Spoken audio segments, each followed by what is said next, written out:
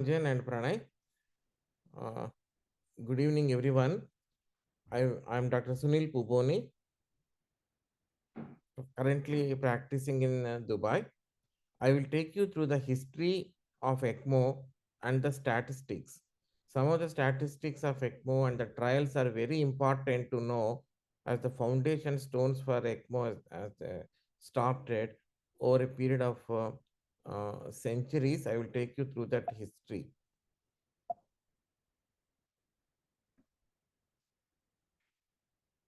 So the objectives of my talk today are to revise the history of ECMO technology and how it all started, clinical trials of ECMO, and history of organizations very briefly about ELSO, Extracorporeal Life Support Organization, our own SWAC ELSO, and ECMO Society of India, and briefly about ELSO statistics. ECMO didn't happen at once. It was like a magnificent tree with huge foundations. Many of our pioneers put their thoughts together when nothing was existing to provide support for patients at that stage, and from there it has developed to the current stage. So, as you all know, by this time now, ECMOS is a technique of supporting patients for days to weeks by using heart lung bypass technology in intensive care unit. These thought processes, if you go back the literature, they started probably nearly 4 centuries ago. The earliest descriptions talk about the work of Robert Hooke. He conceptualized the notion of having an oxygenator. There was nothing existing at that time, but those were his thoughts about having an oxygenator and how it could function. Then, nearly for a period of 1.5 centuries, nothing has happened. And then comes Ludwig and Smith. They attempted to oxygenate blood by shaking together defibrinated blood with air in a balloon. But at this time, heparin was non existing. Then comes, uh, sorry, then comes Von Schroeder in 1980, in 1882, and Frey Gruber. They also conducted further experiments on bubble oxygenator, on to oxygenate an oxygenator kidney, etc. Then is the most important work of J. McLean in 1916 in the discovery of heparin. I will take you through in my further slides. Uh, in 1929, first whole body extracorporeal perfusion of a dog was done by Brukshenko. He wasn't brought to prominence a lot, maybe because he happened to be from Russia, but short of doing human trials, he did whole body extracorporeal perfusion in animals. This is Brukshenko and his trial on putting a dog on ECMO in 1929. Then uh, around this time, the most important discovery of heparin by J. McLean. It is very interesting to read through the um, differing, difficult circumstances under which these people worked and did life-saving discoveries. J. McLean was a second-year medical student when he discovered heparin at John Hopkins Medical Center. It is worthwhile to know at that time, Jay used to work in coal mines for 6 months to get his daily wages and accumulate funds for studying next 6 months of medicine, and again go back to college for the next 6 months like that. So those were the uh, differing and difficult circumstances under which some of our pioneers worked. Discovery of heparin is of crucial importance for us. If people do not tolerate ECMO, it is one of the important contraindications for putting a patient on ECMO. as anticoagulation is very, very important for the blood to remain running through the artificial cannulae. Then came in 1930s Dr. John Gibbon, who happens to be the father of our cardiothoracic surgery, and probably this has got common foundations for ECMO as well. In 1930s, John Gibbon was a surgical research fellow at Harvard Medical School. At that time, uh, John looked after a patient following adult following pulmonary embolism, massive pulmonary embolism. Patient underwent pulmonary endarterectomy, and he was uh, watching the patient, looking after that patient the whole night. Unfortunately, by next day morning, the patient expired. Those nights, no, those night night in the and that night he had these thought processes about uh, developing a mechanism for uh, for the blood to pass through, getting oxygenated with outside the body, and this oxygenated blood, if it is supplied back to the patient, probably patient could be alive for a longer period of time till the underlying pathology subsides. So those were the initial thoughts of John Gibbon on human experiments at that point of time. John initially didn't jump onto human experiments either. See, this is the time actually, though in a different country like in Russia, Brukshenko was working on animals. He was putting dogs on whole um, body recirculation for prolonged periods of time. John worked on his prototypes. Everyone of our pioneers had help from his previous predecessors, and he put three cats on ECMO over a period of 1 year, and they survived for 1 year, following 2 hours of cardiopulmonary bypass.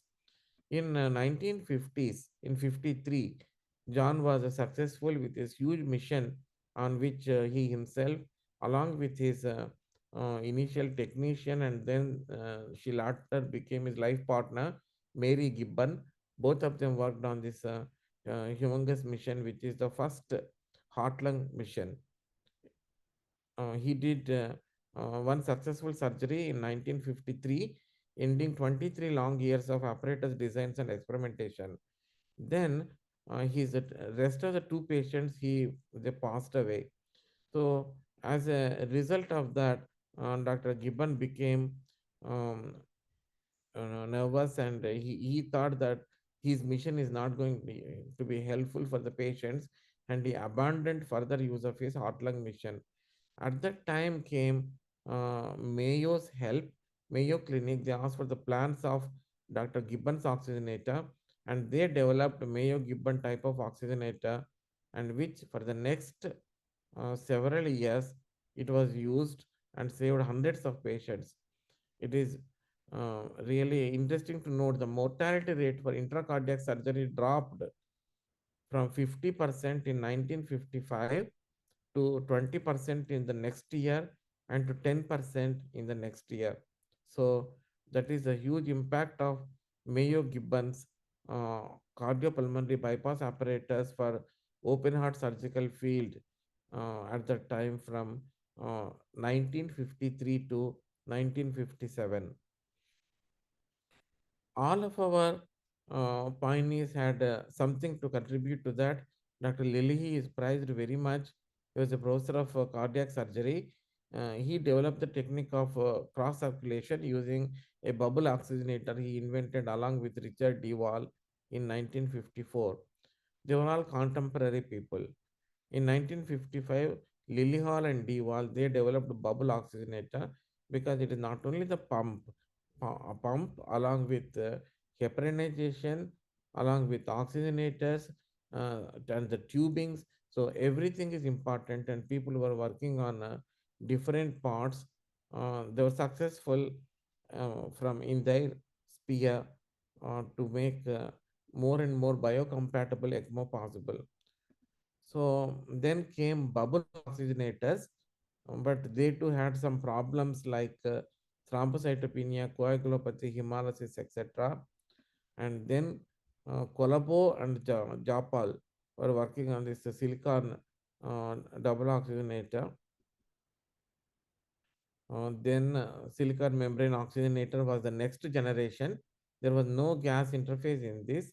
It used to work for weeks to months, and it was limited by diffusion of oxygen through the blood.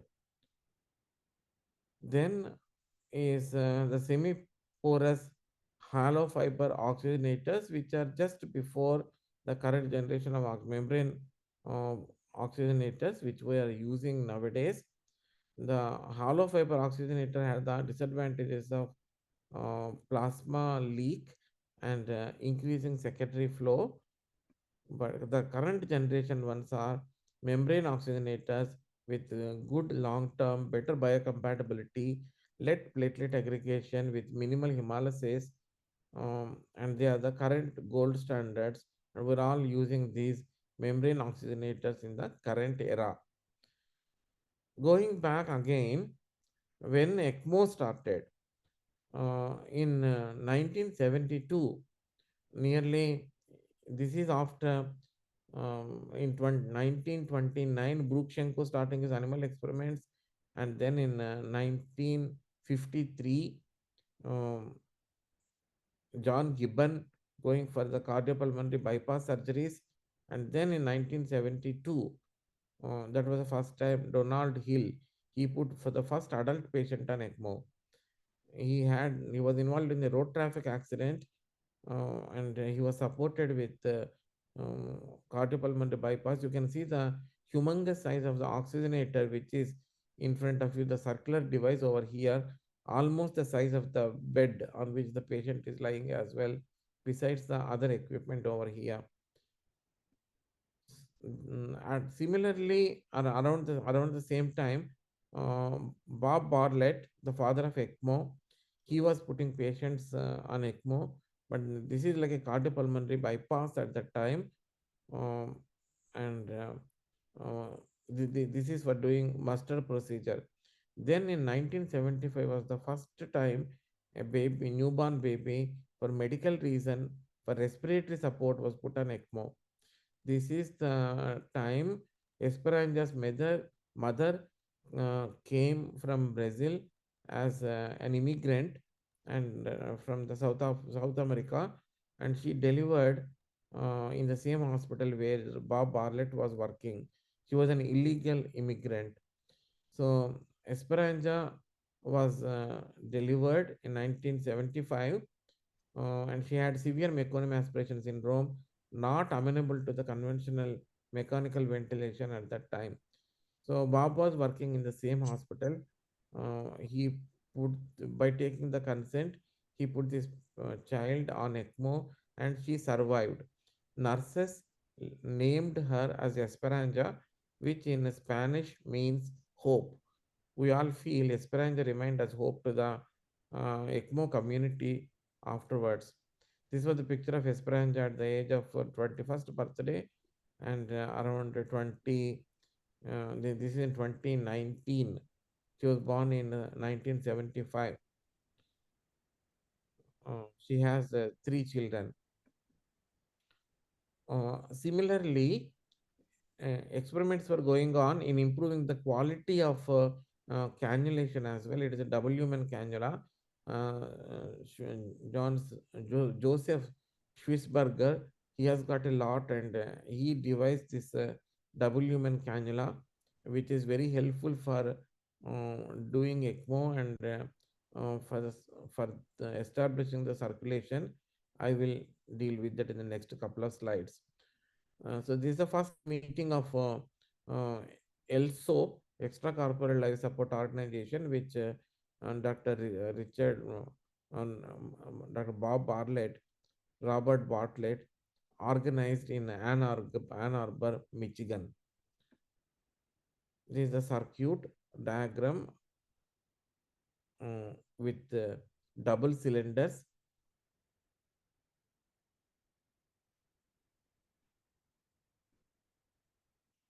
And when I was in University Hospital of Leicester in UK in 1999, this was the roller pump ECMO we started using in those days. Here you can see a baby on ECMO. A commonest indication used to be meconium aspiration syndrome those days, followed by other indications. Why does ECMO work? ECMO work like a broken leg analogy. When a leg is broken, you tend to give it rest and don't do exercise with that. So similarly, it is giving rest to the body till the underlying mechanism heals. So we need to have evidence-based medicine. For that, many trials were conducted. The initial successful trials were in the neonatal circles, and in the adult ECMO world, it wasn't very successful. I will briefly take you through that.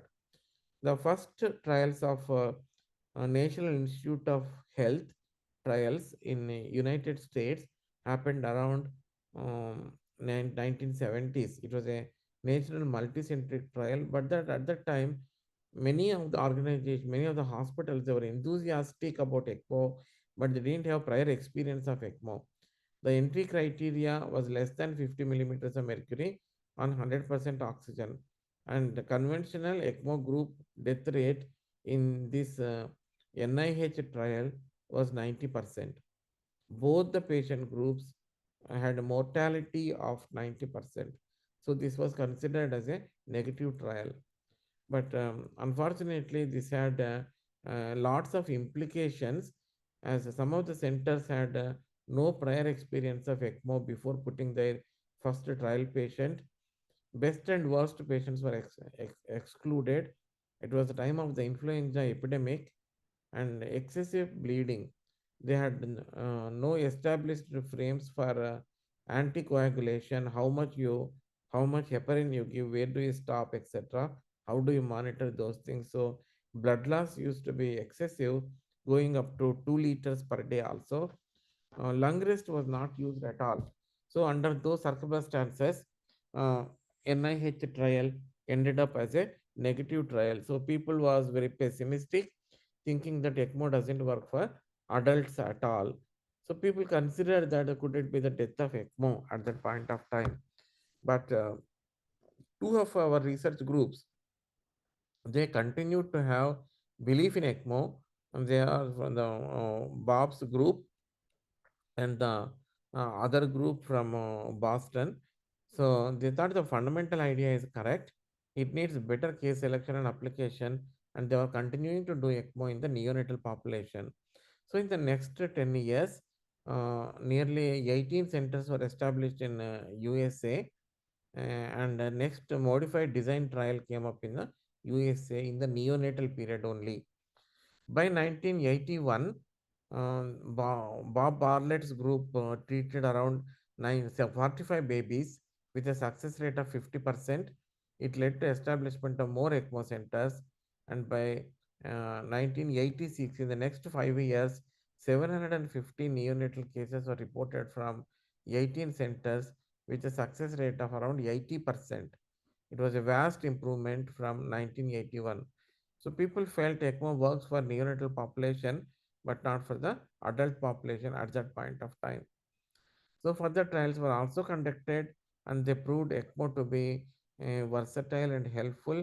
You can see in the Boston trial, 97% survival on the ECMO limb versus 60% survival on the conventional limb. And in 1989, ECMO was taken to uh, United Kingdom by my guru, Richard Farmin.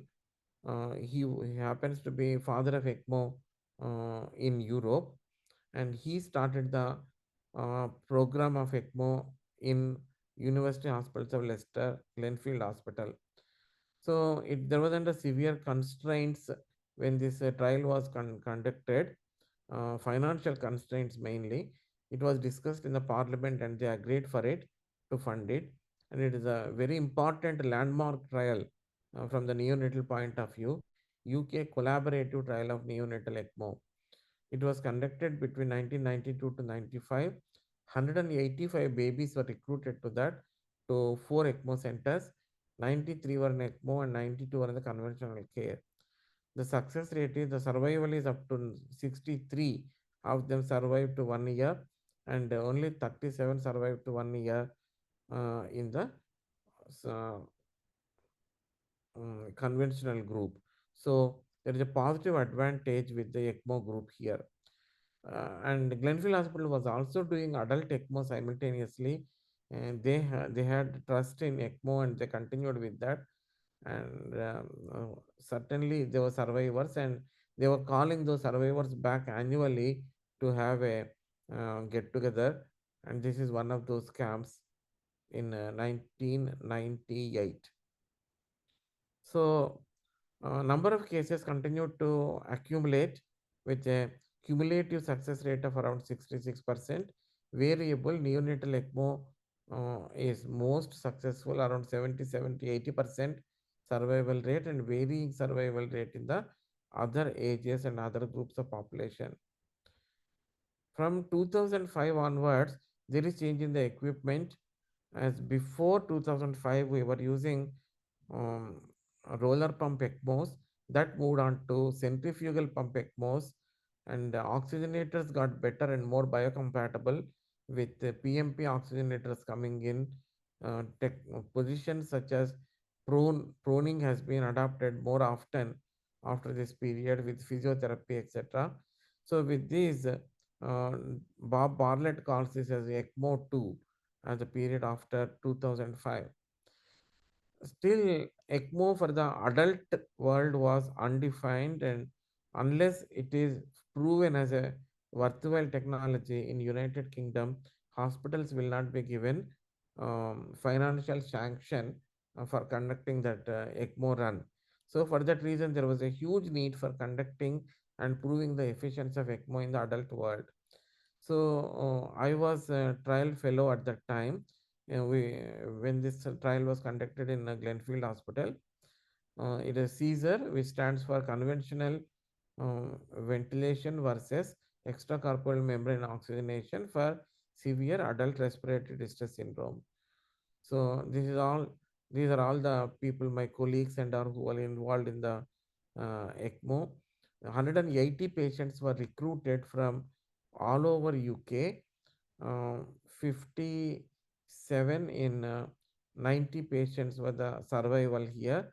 Conventional ventilation wise, only 41 patients, that is 47% survived here. So with that, this was taken as a positive trial. The next trial to come after that was Olio trial by Alan Coombs. Um, they planned it meticulously by avoiding some of the negative points of Caesar trial. But as the at 60 days they found significant improvement in the ECMO group, so they had to stop the trial at that time. But they didn't reach the point of significance between the two groups at that time. That could be because of the possibility there was crossover, and the patients who weren't getting better on the conventional trial was put on ECMO at that point of time, though it was very late. So the technical improvements wise, as I said, currently it is easy to prime the circuits within 10 minutes. Cannula implantation through Seldinger method is possible, and the pump is easy to use as well. As I mentioned earlier, Dr. Bartlett calls this period of uh, improvements, which the era which we are in as a ECMO 2, low resistance lungs are possible, inherently safe, and easy vascular access. Where do you go from here? If you consider the journey of ECMO, starting from the time of first adult patients going on ECMO 1972, then neonate in 1975, and moved on with further important landmark trials, um, neonatal ECMO trial, Caesar trial, H1N1 pandemic, Eulia trial, then COVID pandemic, etc. Now we are moving towards artificial lungs uh, wherever it is possible, that is in the Western world at this point of time. If you put a patient on ECMO for how long, that remains a very important question, because If we have resources, if it is a respiratory ECMO, unless there is no cerebral insult, probably you can continue for a prolonged period of time. So, to minimize this period, people have come up with artificial technology such as wearable lungs. These are the paracorporeal devices this man is on. So, they wear the device and they will be walking with their oxygen cylinders as on till either the lungs recover or a transplant becomes available for them. So we are in the era of artificial lungs wherever it is possible, mostly in the Western world at this point of time. So moving on, I showed you this important slide of the first charter meeting of ELSO, which stands for Extracorporeal Life Support Organization. Dr. Robert Bartlett, he started this organization with the a view of sharing the information with everyone in the world at the time and call the people who have been using this technology and have annual meetings together. So, in mm, 20, 2013 onwards, we got involved into ELSO. When initially it was limited to uh, USA and to Europe. That the first US or the Central ELSO was existing besides Euro ELSO. Then Dr. Bartlett had this idea of spreading it to the rest of the world as well. Then our branches came into existence. Like we are in the Southwest Asia and Africa chapter of ELSO, simply called as SWAC ELSO. Some of the other branches are the Latin American ELSO and Asia Pacific ELSO. So these are the number of ECMO centers in the world today. They have been growing in numbers, and number of ECMO centers have been growing as well as such. Patient outcomes are improving. The database, it has crossed 200,000 now. uh, the number of patients who went on ECMO. Always neonatal population will have a better survival compared to pediatric or adult population, but these are the relative numbers you can see with respect to their survival rates. So this our chapter is the SWAC chapter, as I mentioned, which involves South Asia, Middle East, and Africa. We cater for a population of 2.56 billion population, which is 40% of the world population. With the um, uh, vision of spreading ECMO in the country, when not many ECMOs were happening in 2010, ECMO Society of India was started with the great vision by Pranay Oza and Venkat Goyal at the time. Other interested people have joined them as well as founder members, and since then it has gone by leaps and bounds. This is the 19th annual ECMO conference session you are seeing now. We are also accredited, and our mission is to spread ECMO in India and in rest of the friendly countries to train them in the correct technology. We have been holding national conferences, ECMO workshops, and ECMO fellowship program as well. So, the most important notion for all of us is what is the cost of life? That is very difficult to define. So, if finances approve, it is not a problem for putting a vulnerable patient who is likely to die and who could otherwise get better by use of this technology. It is better to make use of ECMO at that point of time. So the take home message is read through the history of medicine and mostly ECMO related history, which is very, very fascinating, and you will develop interest in continuing with ECMO as a result uh, of the advances and the difficulties our uh, pioneers, the founding members of ECMO have gone through in the last centuries to decades. It is still a young science. It is around 50 years old. It is with existence. It is still young science, though the foundations are quite deep. Landmark trials in documenting the efficacy of ECMO were discussed. We briefly touched upon ELSO, ELSO statistics, SWAC ELSO, and the importance of ECMO Society of India. If there are any questions, I am happy to